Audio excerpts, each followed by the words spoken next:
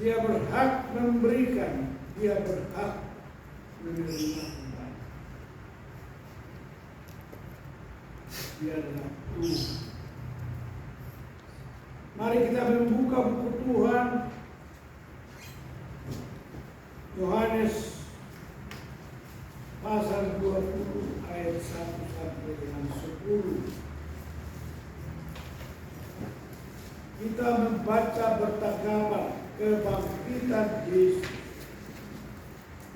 Perempuan membaca ayat pertama, pria membaca ayat kedua. Demikian kita membaca ayat 10. Kita baca bersama-sama. 2, 3 perempuan. Pada hari pertama minggu itu, pagi-pagi benar ketika hari masih gelap, pergilah Maria Magdalena ke kubur itu, dan ia melihat bahwa batu telah diambil dari kubur.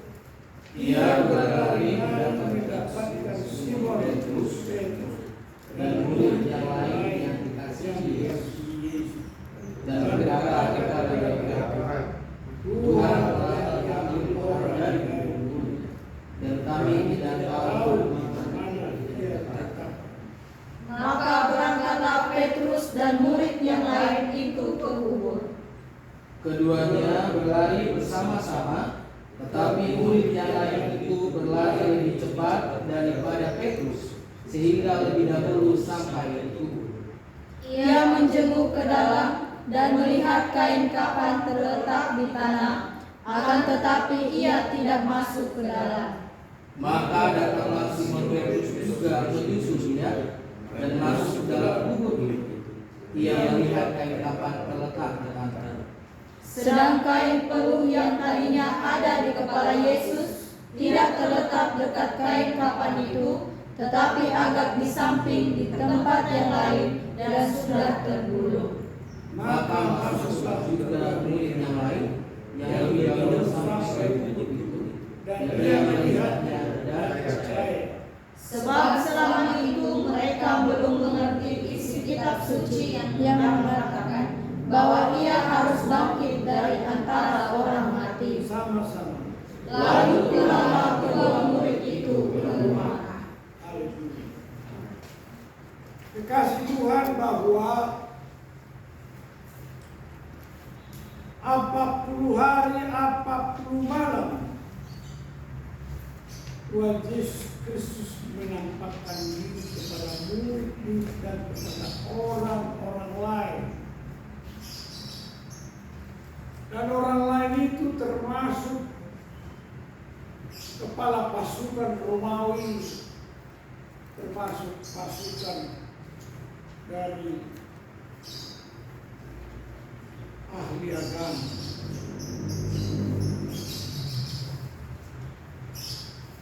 Maka jelas bagi kita tidak ada keraguan-keraguan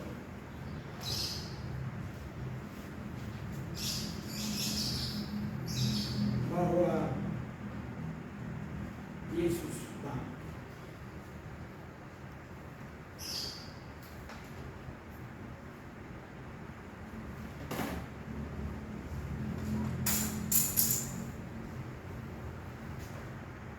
Apa yang menjadi pesan kebangkitan kepada kita sekarang? Apa yang menjadi pesan Paskah kepada kita? Pesan Paskah itu saya menulis ada 7 garis besar. Pesan Paskah. Dan sebelum sampai kepada penulisan garis besar Paskah itu, saya hendak membaca buku Tuhan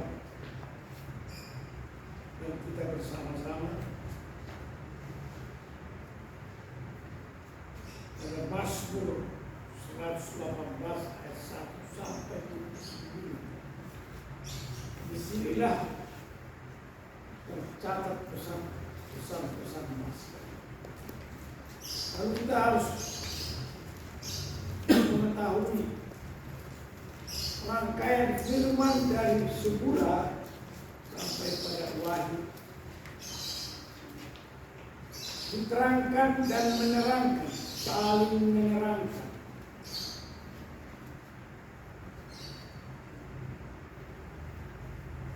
Kita membaca buku Tuhan ini Mazmur 118 ayat 1 sampai 29. Kita akan menikmati Mazmur ini. Judulnya nyanyian puji-pujian. Jadi semua umat Tuhan sama dengan apa yang dikatakan Tuhan Yesus atau Tuhan Samaria.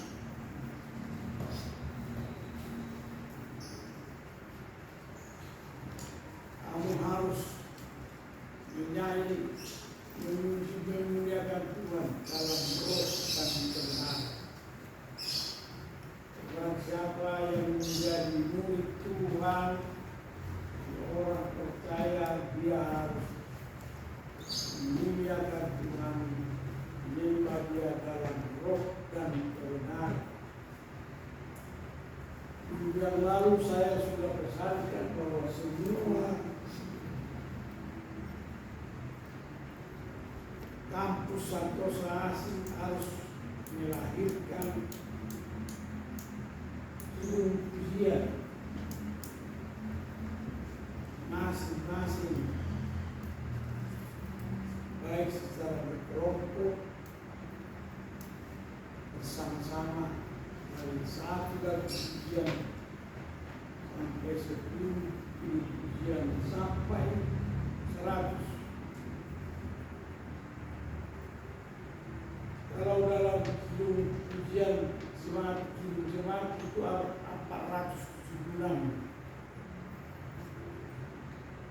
Santosa Asih harus bermasuk memuji, memuliakan Tuhan dalam roh dan benar. Kenapa? Karena warga surgawi memuji, memuliakan Tuhan.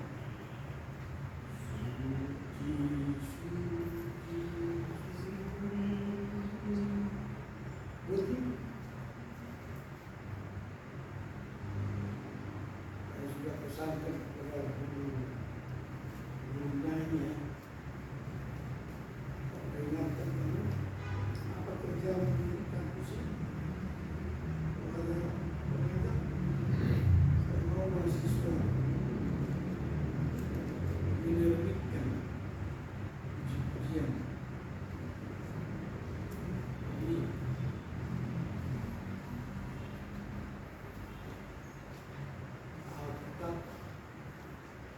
Jadi dari Abraham, bahkan mulai dari Habel, Nuh, Abraham, Musa, Daud, Elizabeth, Maria. Sekarang kita memuji Tuhan. Nah, keputusannya demikian. Kita membaca dari Mazmur 117, pujilah Tuhan hai segala bangsa, mudahkanlah Dia hai segala suku bangsa, sebab kasih-Nya hebat atas kita dan kesetiaan Tuhan untuk selama-lamanya. Haleluya. Membaca ayat pertama, saudara baca ayat kedua. Bersyukurlah kepada Tuhan sebab Dia baik, bahwasanya untuk selama-lamanya kasih setianya. Biarlah Israel berkata, bahwasanya untuk selama-lamanya setianya. Biarlah kaum Harun berkata bahwasanya untuk selama-lamanya kasih setianya. Biarlah orang yang tahu akan Tuhan berkata bahwasanya untuk selama-lamanya kasih setianya. Dalam kesesakan aku telah berseru kepada Tuhan. Tuhan telah menjawab aku dengan memberi kemuliaan. Tuhan di pihakku, aku tidak akan takut. Apakah yang dapat dilakukan manusia terhadap aku? Tuhan di pihakku, menolong aku. Aku akan memandang rendah mereka yang membenci aku. Lebih baik berlindung kepada Tuhan daripada percaya kepada manusia. Lebih baik berlindung pada Tuhan daripada percaya kepada bangsawan. Segala bangsa mengelilingi aku, demi nama Tuhan, sesungguhnya aku pukul mereka mundur. Mereka mengelilingi aku, ia mengelilingi aku. Demi nama Tuhan, sesungguhnya aku pukul mereka mundur. Mereka mengelilingi aku seperti lebah, mereka menyala-nyala seperti api duri. Demi nama Tuhan, sesungguhnya aku pukul mereka mundur. Aku ditolak dengan hebat sampai jatuh, tapi Tuhan menolong aku. Tuhan itu kekuatan dan masukku, Dia telah menjadi keselamatanku. Suara sorak-sorai dan kemenangan kemah orang-orang benar. Tangan kanan Tuhan melakukan keperkasaan. Tangan kanan Tuhan berkuasa meninggikan, tangan kanan Tuhan melakukan keperkasaan. Saudara-saudara membaca pelan-pelan, namun kalian menikmati. Jangan baca gerak cepat-cepat, kalian tak menikmati apa-apa. Aku tidak akan mati tetapi hidup, dan aku akan menceritakan perbuatan-perbuatan Tuhan. Tuhan telah merancang aku dengan keras, tetapi Dia tidak menyerahkan aku kepada maut. Bukakanlah aku pintu gerbang kebenaran. Aku hendak masuk ke dalamnya, hendak mengucap syukur kepada Tuhan. Inilah pintu gerbang Tuhan, Orang-orang benar akan masuk ke dalamnya. Aku bersyukur kepadamu, sebab Engkau telah menjawab aku dan telah menjadi keselamatanku.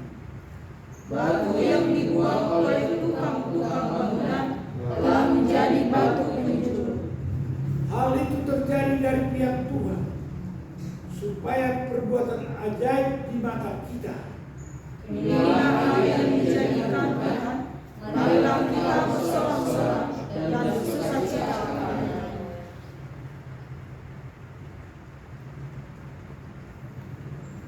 Ya Tuhan, berilah kiranya keselamatan. Ya Tuhan, berilah kiranya kemunculan. Diberkatilah Dia yang datang dalam nama Tuhan. Kami memberkati kamu dalam rumah Tuhan. Tuhanlah Allah yang menerangi kita. Ikatkanlah korban hari raya itu dengan tali pada tanduk-tanduk mesbah. Allahku Engkau, aku benar bersyukur kepadamu. Allahku, aku benar meninggikan Engkau. Sama-sama Bersyukurlah kepada Tuhan, sebab Dia baik, bahwasanya untuk selama-lamanya kasih setianya. saudaraku yang dikasihi.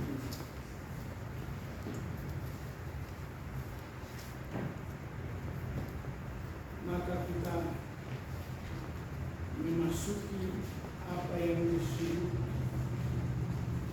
pintu gerbang. Pintu gerbang Tuhan. Dia membuka pintu gerbang.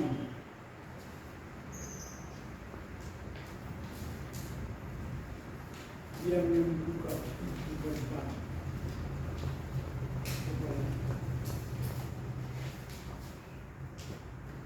Sehingga kita boleh bergerak hari Paskah ini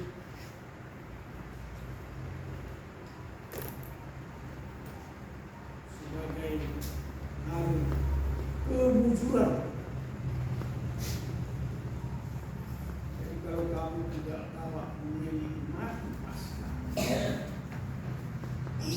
ngantuk saja. Sebenarnya ini orang biasa saja. Kamu bukan orang pilihan. Kalau kau ngantuk di hari Paskah. Paskah itu hari kemenangan, hari ketujuan, hari depan yang bilang dunia yang kita jalani. Jadi kalau kita memasuki pintu gerbang Tuhan, artinya kita memasuki hari itu. Hari ini bukan hari biasa. Terserah kalian mengatakan ini, oh ini hari Minggu. Silahkan katakan ini hari biasa.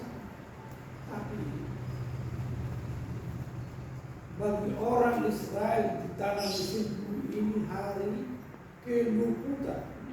Mereka terluput dari bahaya maut, dari perbudakan. Mereka lepas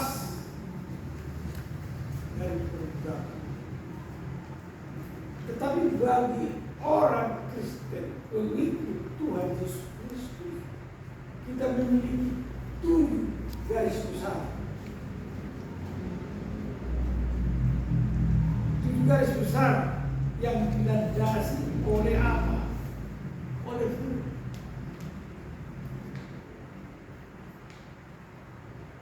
7 garis besar kita miliki. Jadi kita bukan hanya terluput dari bahaya maut.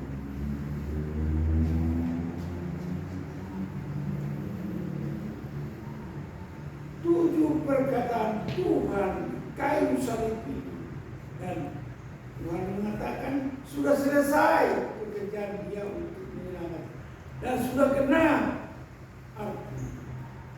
Dia buka pintu gerbang kehidupan.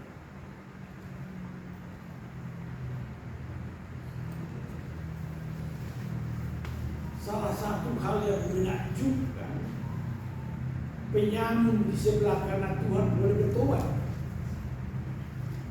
Dan hari itu juga dia boleh bersama dengan Yesus di Firdaus. Lalu bagaimana kita? Apakah kita bukan dalam iman gerbang Firdaus sudah dibuka? Kita bisa. Yang tadinya Adam dan Hawa diusir, tidak boleh lagi. Paskah berarti untuk seluruh umat yang percaya kepada Yesus, gerbang Firdaus dibuka. Maka dalam perjalanan hidup kita menuju gerbang yang sudah dibuka gerbang bagi kita, tetapi kita menuju ke sana. Maka ada 7 garis besar yang harus kita ikuti.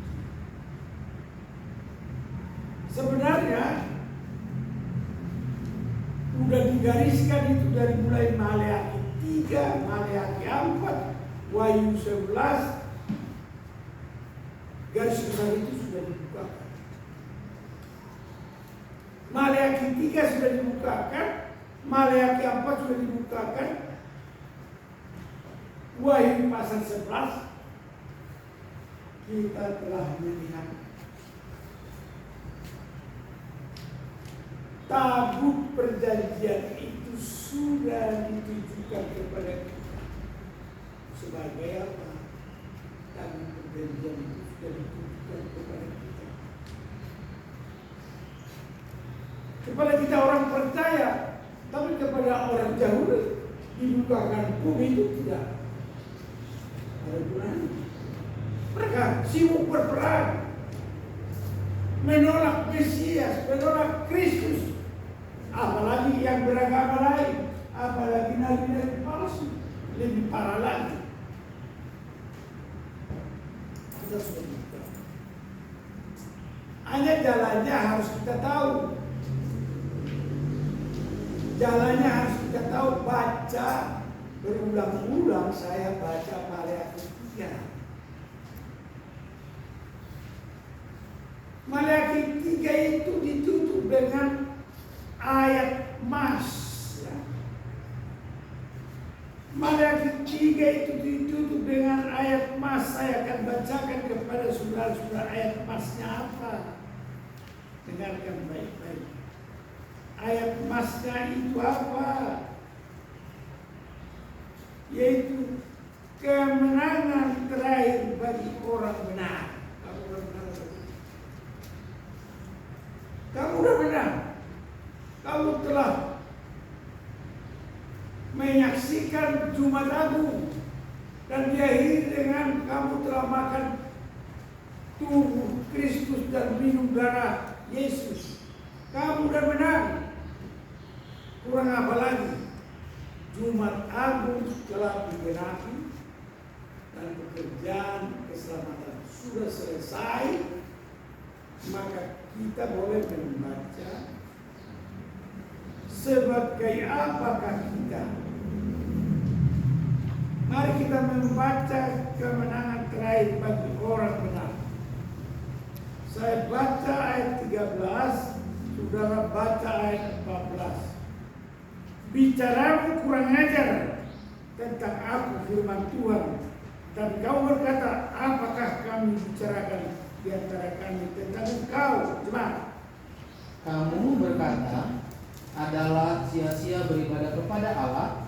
Apakah untungnya kita memelihara apa yang harus dilakukan terhadapnya dan berjalan dengan pakaian berkabung di hadapan Tuhan semesta Allah?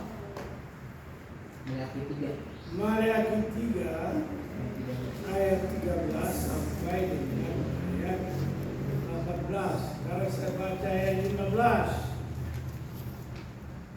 Oleh sebab itu kita ini menyebut berbahagia orang-orang yang gegabah, bukan saja mujur orang-orang yang berbuat fasik, tapi dengan mencobai Allah pun mereka luput juga. Beginilah berbicara satu sama lain, orang yang takut akan Tuhan, Tuhan memperhatikan dan mendengarnya. Sebab kita peringatan ditulis di hadapannya bagi orang-orang yang takut akan Tuhan dan bagi orang-orang yang menghormati namanya. Mereka akan menjadi milik kesayanganku sendiri, firman Tuhan semesta alam. Pada hari yang kusiapkan, aku mengasihani mereka, sama seperti seorang menyayangi anaknya yang melayani dia, sama-sama. Maka kamu akan melihat kembali perbedaan antara orang benar dan orang fasik, antara orang yang beribadah kepada Allah dan orang yang tidak beribadah kepadanya. Ini terjadi zaman-zaman ini. Jadi kalau kamu sudah memberikan persetujuan dengan benar, lihat pembalasan Tuhan. Kalau kau sudah memberikan persepuluhan dengan benar, kau akan melihat betapa bedanya dirimu dengan orang yang tidak melakukan. Kamu sudah memberikan, kau tidak merasakan. Kau tidak memberikan persepuluhan, kau tidak akan merasakan. Itu yang membedakan kamu dengan orang pilihan. Orang-orang yang telah ditentukan sebelum dunia dijadikan. Sebelum dunia Tuhan jadikan, Tuhan telah memilih kamu. Tetapi kamu yang dipilih harus melakukan persembahkan persepuluhan ke rumah Tuhan. Maka kau akan melihat perbedaan orang benar dan orang yang tidak benar. Orang benar itu akan datang hari demi hari, bertambah indah bagimu dan orang yang melaksanakan. Supaya kamu melihat bahwa Tuhan telah memilih kamu. Sekarang banyak halangan, rintangan, persoalan yang kau hadapi, tapi kamu sudah dipilih. Walaupun uangmu tidak cukup memberi persembahan, tapi hatimu mempersembahkan dirimu sebagai persembahan yang kudus dan persembahan yang berkenan bagi Tuhan. Membedakan kamu dari umat lain, membedakan kamu dari orang Israel yang bertempur sekarang, membedakan kamu dengan NATO yang bertempur sekarang, membedakan kamu dengan negara Ukraina yang bertempur dengan Rusia sekarang, membedakan kamu dengan Cina, Korea Utara, bangsa-bangsa yang bertempur sekarang. Bagi kita apa? Walaupun rebah 1.000 orang di sebelah, 10.000 orang rebah di belakang ini, kamu tetap bermasmur.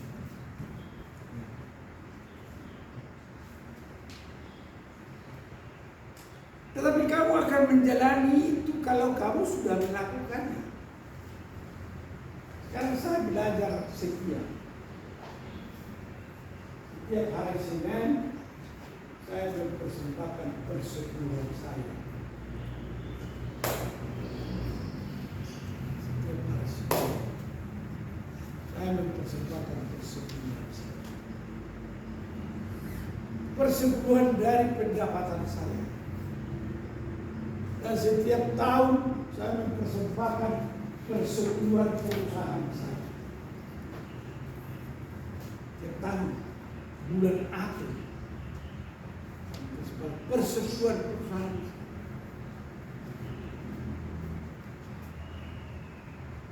Anak-anak saya melihat apa yang kulakukan. Apakah saya setia? Anak saya harus melihat saya. Jangan lihat orang lain.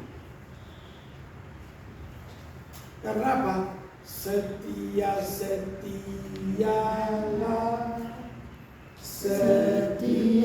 sampai mati, seperti Tuhan Yesus.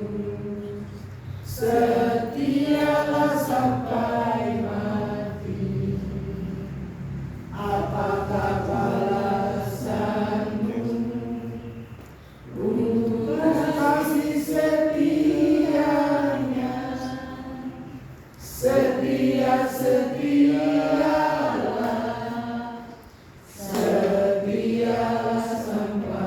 mati. Maka orang-orang benar itu harus bersaksi. Harus bersaksi. Seperti kami bersaksi. Seperti kamu bersaksi. Seperti kamu bersaksi. Seperti semua orang bersaksi. Bersaksi. Saudaraku, apa yang kita harapkan dari Maliaki ini? Dari Maliaki ini ada kesimpulan terakhir dari Maliaki tentang akhir zaman yang disebut hari Tuhan. Kita harus memperhatikan hari Tuhan. Buku Maliaki adalah buku terakhir dari kitab Perjanjian Lama. Ternyata di sini tersimpan apa yang akan terjadi. Kita membaca buku ini baru kita masuk nanti 7 garis besar Paskah. Jadi kalau kita sudah menjalani Paskah sekarang, ternyata Paskah ada 7 Paskah yang terus terjadi sampai akhir zaman. Sampai sekarang. Mari kita membaca hari Tuhan ini sangat penting. Maliaki 4 ayat 1 sampai dengan 6 ini penting. Pesan daripada Perjanjian Lama ini penting. Saudaraku, siapkan baca mereka. Sudah siap? Maliaki 4 ayat 1 sampai dengan 6. Bahwa sesungguhnya hari itu datang menyala seperti perapian. Maka semua orang gegabah dan setiap orang berbuat fasik menjadi seperti jerami yang akan terbakar oleh hari yang datang itu. Firman Tuhan semesta alam sampai tidak ditinggalkannya akar dan cabang mereka. Sama-sama ayat 2. Coba. Tetapi kami yang takut akan namamu, bagimu akan menerbit surya kebenaran dengan kesembuhan pada sayapnya. Kamu akan keluar dan mencitra-citra seperti anak lembu lepas kandang. Kamu akan menginjak-injak orang fasik. Mereka akan menjadi abu di bawah telapak kakimu. Pada hari yang kusiapkan itu, firman Tuhan semesta alam. Ingatlah pada lawan yang telah kuperintahkan kepada Musa, hambaku di gunung Horeb, untuk disampaikan kepada seluruh Israel, yakni ketetapan-ketetapan dan hukum-hukum. Sesungguhnya aku akan mengutus Nabi Elia kepadamu menjelang datangnya hari Tuhan yang besar dan dahsyat itu. Sama-sama. Maka dia akan membuat hati bapak-bapak berbalik kepada anak-anaknya dan hati anak-anak kepada bapak-bapaknya, supaya jangan aku datang memukul bumi sehingga musnah.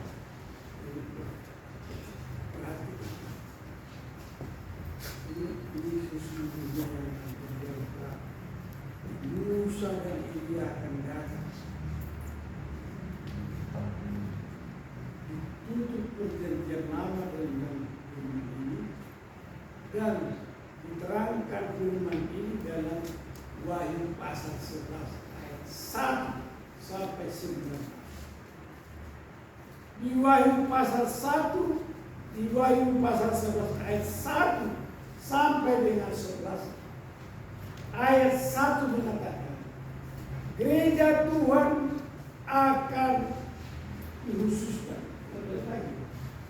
Jadi kalau Santosa Asli, gereja Santosa Asli, gereja ini Santosa Asli, dan Santosa Asli benar akan dikumpulkan di satu tempat. Tapi bukan hanya kita, gereja-gereja Tuhan yang lain seluruh dunia. Dan apa yang terjadi? Kenapa ini dikumpulkan di gereja-gereja Tuhan yang lain? Itu sudah dimulai dari Wahyu pasal 4, 5, 6. Pasal 1 ayat 1 dari pasal 4 dihimpunkan kepada karena Musa dan Elia akan datang bersaksi. Jadi peperangan yang akan terjadi pada kedatangan Musa dan Elia. Musa dan Elia secara khusus diutus kepada bangsa Israel dan kepada seluruh agama-agama yang ada. Dan terakhir daripada peristiwa itu, walaupun Musa dan Elia dikalahkan oleh Lucifer, agama palsu, agama lain, hanya 3 hari tok Musa dan Elia meninggal. Tetapi tiba-tiba Roh Tuhan, Holy Spirit, Holy Ghost datang kepada mayat Musa dan Elia dan meninggal. Dan inilah sangkakala yang terakhir. Yang terjadi adalah penampakan David perjanjian. Tahu kapan tahu perjanjian itu hilang dari Yerusalem? Yaitu ketika Yesus berseru di kayu salib. Eli, Eli, lama sabachthani, Allahku, mengapa kau tinggalkan aku? Maka terjadilah guntur, halilintar, sambung menyambung, robeklah tirai bait Allah. Tabut itu berangkat tempat yang Tuhan katakan, dan baru dimunculkan ribuan tahun ketika Yesus disalibkan. Tabut perjanjian itu ada di Yerusalem. Robek dan pindahlah tabut tempat kembali Musa dan Elia. Setelah itu dinampakkanlah kami perjanjian itu kepada Israel, kepada agama-agama seluruh bumi. Tahukah agama-agama seluruh bumi? 3 orang Majus yang datang kepada Yesus, yang menurunkan agama Hindu, agama Buddha, agama Sinto, dan aliran kepercayaan. Mereka akan menyaksikan tabut itu.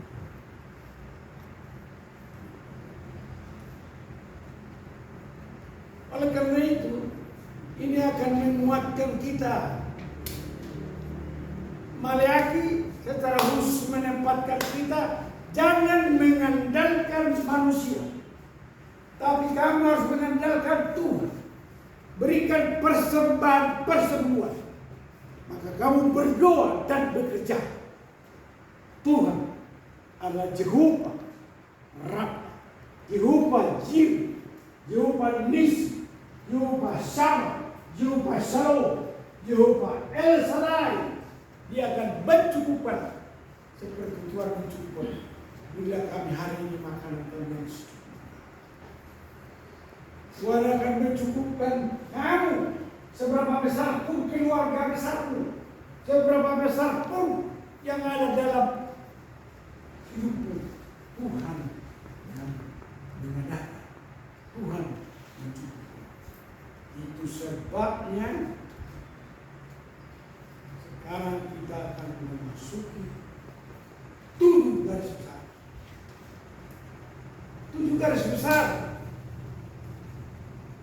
Jadi Paskah yang kita alami ini bukan seperti Paskah yang dialami orang Mesir saja, tapi itu dasarnya.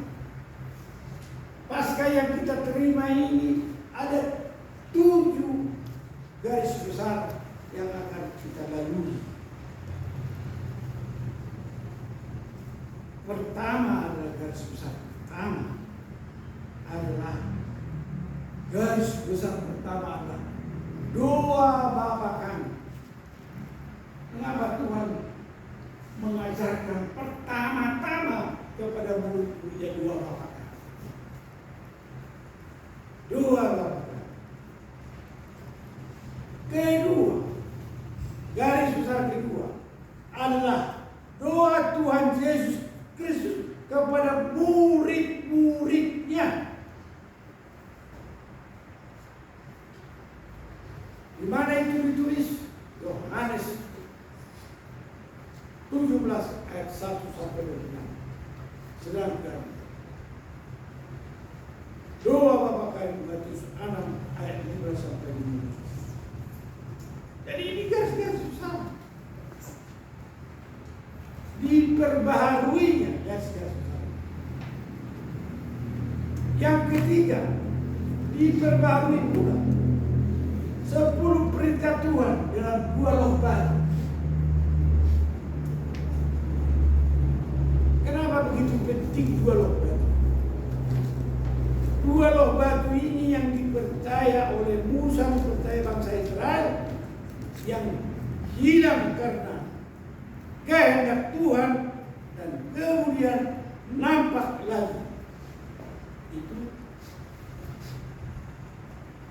garis besar kita. Itu pelajaran besar. Pelajaran yang keempat, garis besar. Di atas batu karang ini kudirikan jemaat. Itu garis besar. Garis besar pas. Di atas batu karang ini kudirikan jemaat.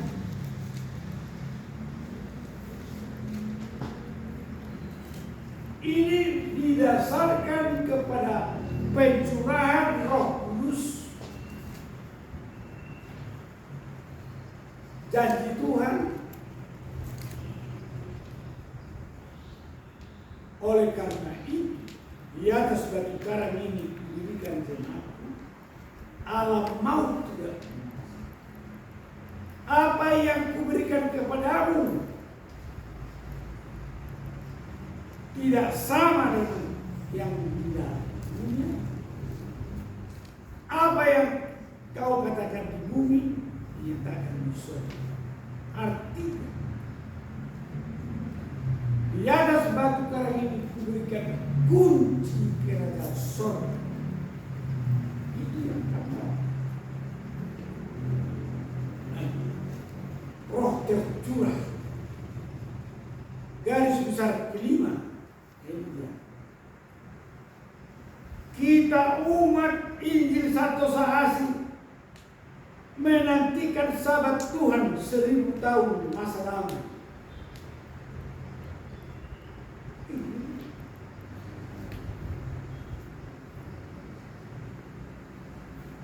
Gereja Injil Santo Sahasi kampus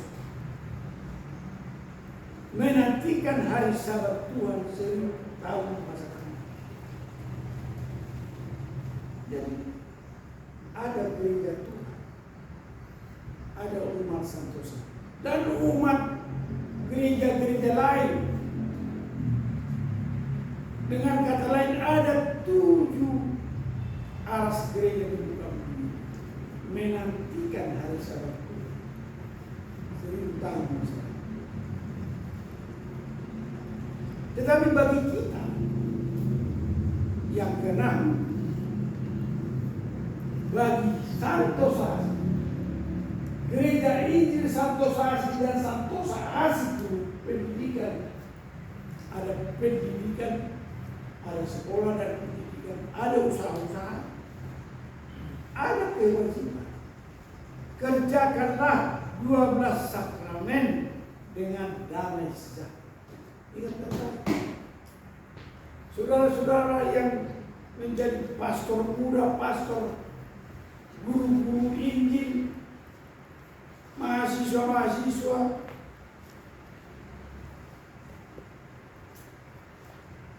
tahukah saudara?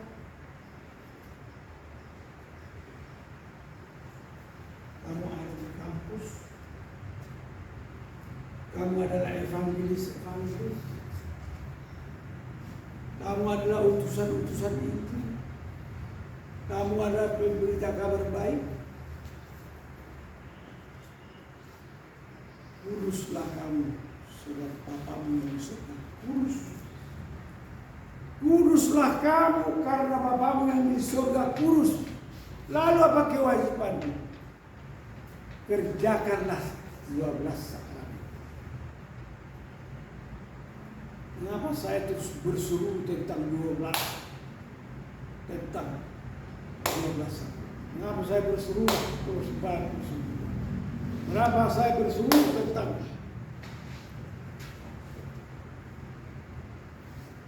visi-misi Santo Sahasi? Mengapa? Tidak lain daripada bahwa ini bagian garis besar perjalanan Paskah. Kita udah Paskah. Kita ini umat pemenang. Tapi apa yang akan kau kerjakan? Kau akan kerjakan itu garis besar. Tidak berhenti.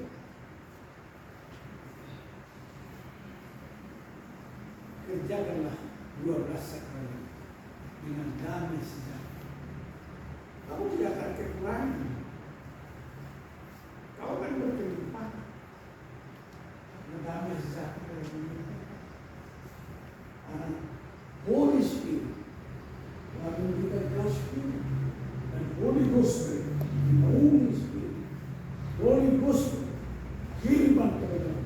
menaungi spirit yang Tuhan berikan kepadamu, kepada umat Tuhan. Holy Gospel, menaungi spirit yang kamu telah terima. Dan Jehovah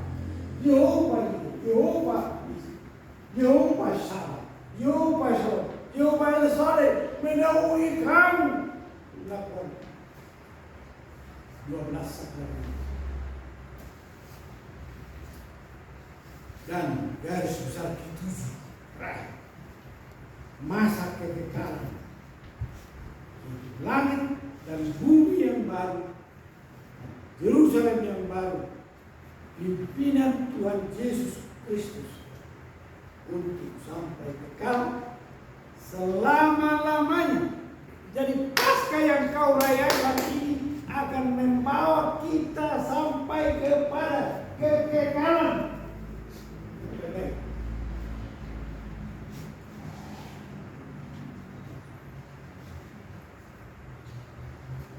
Jangan kamu khawatir apa yang kau makan, minum, pakai. Jangan kamu khawatir, Bapa di surga memelihara. Pasti. Jadi kita tidak main-main, kita sungguh-sungguh menjalani hidup hari demi hari. Hari ini adalah hari, besok lebih penting, besok lagi lebih penting. Hari demi hari sangat penting. Jangan khawatir, pegang firman, rohnya menaungi.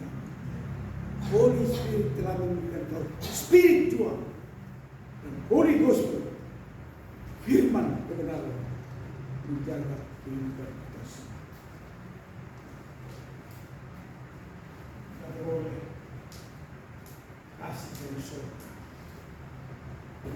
Kasih dari surga memenuhi tempat ini. Kasih dari Bapa surgawi, kasih dari Yesus mengalir di hatiku, membawa damai hidupku. Mengalir kasih dari tempat tinggi, mengalir kasih dari tanah Bapa, mengalir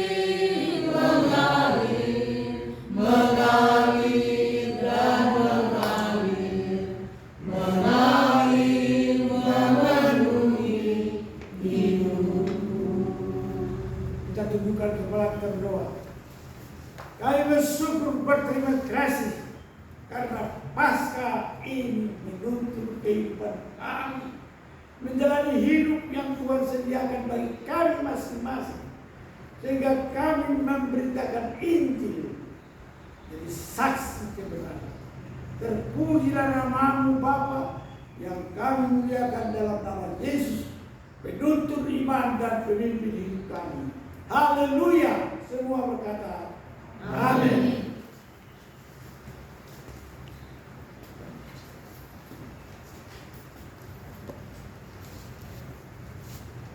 Puji Tuhan, kebenaran firman Tuhan